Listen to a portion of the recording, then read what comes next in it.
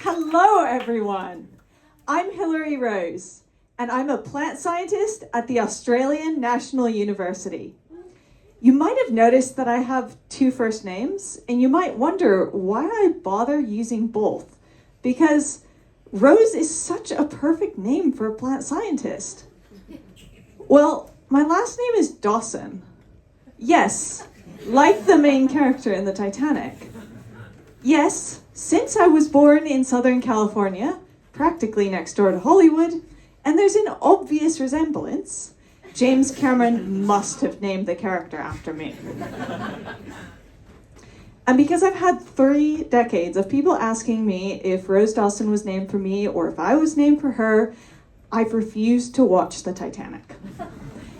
Even though it was only the second film to receive 11 Academy Awards, and even though everyone who hears I haven't seen the Titanic then insists on telling me all the plot details. So when I became a scientist, I was like, okay, that's enough. I'm using both my first names. Hilary Rose Dawson. And my expertise is on how plants and carbon and climate change all impact each other, which probably sounds really complicated and apocalyptic, like this. But really it looks more like this. This is a picture of me visiting a reforestation project I led a couple years ago where we put trees back in the landscape to draw down carbon from the atmosphere. But then I moved to Australia last year for my job at ANU. And my reason for moving here was a bit sad, because I'm here to study one of your awesome gum tree species that's dying out. The tree that's dying out is the iconic snow gum. Many people don't know about this unless they're a skier or an avid hiker. And yes, I love hiking and foraging for mushrooms. And when I tell my friends this, they raise their eyebrows and refuse to come over for dinner. If you visit Kosciuszko National Park or another area in the Australian Alps, you'll see that big areas of snow gums have turned from this beautiful woodland to this. And this could have a huge impact on the ecosystem and the water, even here in Canberra, as well as in the snowy mountains. And the die out altogether, it could probably be like the Titanic sinking scene, long, drawn out, and catastrophic. Or so I've been told. My job is to look at what's happening today, so that we can brace ourselves for what's going to come if this iconic species continues to die out. Sometimes this means hugging trees for science, just like I'm doing in this picture. So let me share with you a bit of what I'm working on and how it might impact our access to water and what you can do about it. So if you're standing at or above 1,600 meters in Australia and you see a tree, it's almost definitely a snow gum, because there's just one tree species that grows this high up in Australia. Although caveat, I say just one species, they're having an identity crisis. They might actually be 7 species, tricking us into thinking they're the same thing. But for today's talk, I'll be treating them as one species because for our purposes, that's what they are. Snow gums have a natural enemy, the wood-boring beetle called Poracantha master's eye. The beetle larvae burrow into the snow gum and munch their way through the delicate tissues that lie just under the bark. These tissues act like really long drinking straws and are responsible for keeping the tree canopy fed and hydrated. And when you cut these tissues apart, the tree can't get water and nutrients to its leaves. Like when your paper straw gives up halfway through your iced coffee. That's why these trees have lots and lots of these tiny straw-like cells to perform this function.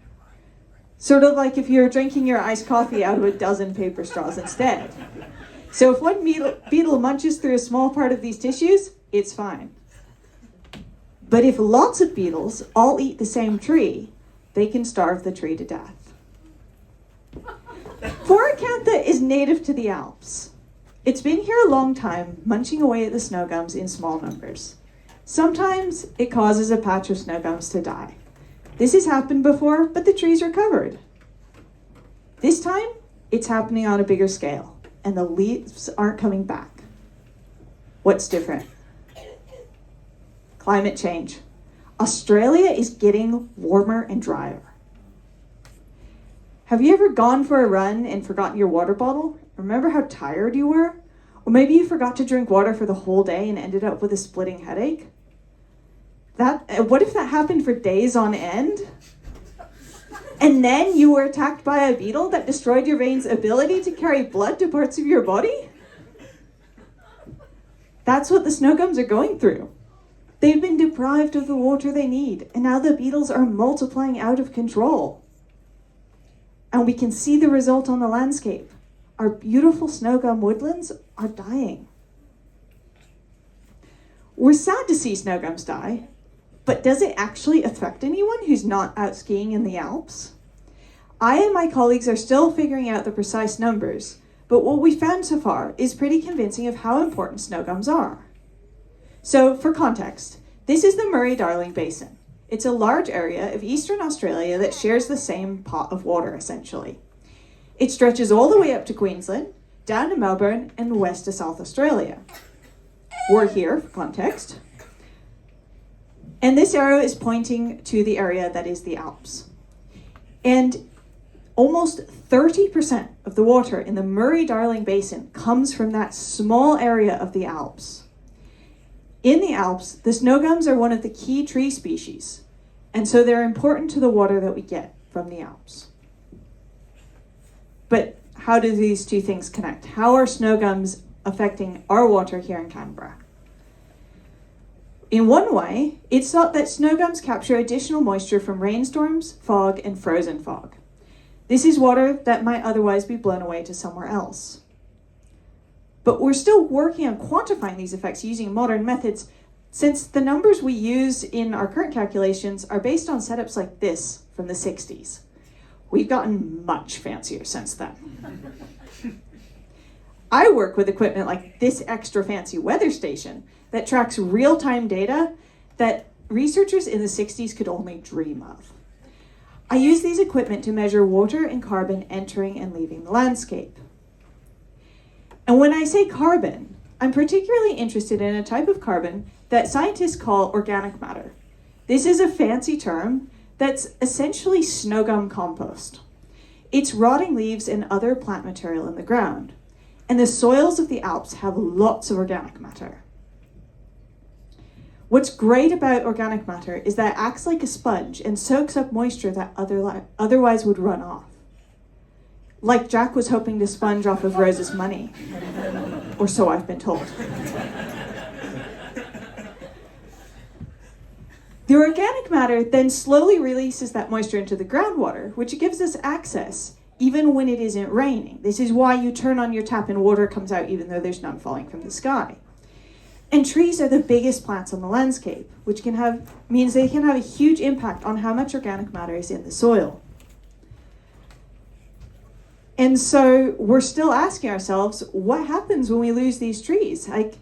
Are we going to suddenly turn on the tap and not have any water available? Well, these are some pictures of myself and some of my collaborators working hard to find the answer. We'll get back to you on that. I love my research. I get to spend so much time in gorgeous Kosciuszko National Park working with great people. But sometimes it really hits me that my research topic is pretty grim. I'm just watching these trees die. And no one knows how to stop it. Although some of my colleagues are trying to figure that out. When people in Kosciuszko hear that my team studies snowgum dieback, they want to share their snowgum stories. They want to share the changes that they've seen. And they want to know what they can do to stop dieback. And this is probably what you're wondering too. I wish I had an easy answer for you. I guess one thing you can do is participate in the science yourself. If you happen to be out in Kosciuszko in January and February and you see these 4 acantha beetles, my collaborator, shown here, would like you to report it on this website because he's collecting data on that. But even vast amounts of data aren't going to change the biggest problem. The truth is, snowgum dieback is a symptom of climate change, and it's tough being just one person facing down a global issue. Fortunately, Social scientists actually have a clear answer on what we can do to make a difference against climate change. Pick something you feel you can do. Do it. And then talk about it, because our actions are contagious. The biggest action you can do is to make a change for climate change and then talk about it. Tell everyone you're taking action on climate change because you want to help the snow gums. And don't just leave the snow gums like Rose left Jack. Or so I've been told. Thank you very much. I'm Hilary Rose.